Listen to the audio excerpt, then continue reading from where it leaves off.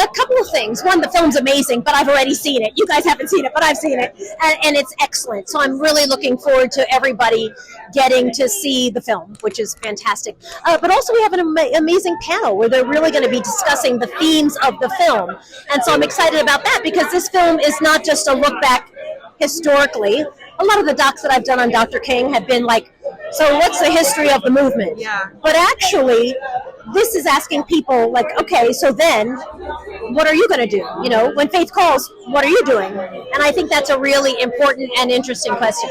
Especially now. You think? Yes, Lord. Because it all feels like it's Yes, Lord. kind of circling the drain a little bit right about now. What advice would you give for the upcoming generation? Not just intend to Dr. Martin Luther King, and also as an up and coming journalist in these days and times.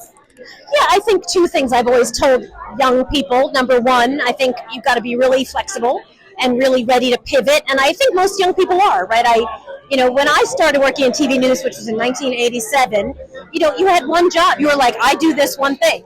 That doesn't exist anymore. I'm sure we all know, right? You do 20 things, and all sometimes at the same time. So I think the flexibility and the ability to kind of turn on a dime is important. And then I really have always thought, looking back historically, to have civil rights leaders manage things that were really horrible. Like some days I feel like what's unfolding in the world is pretty terrible.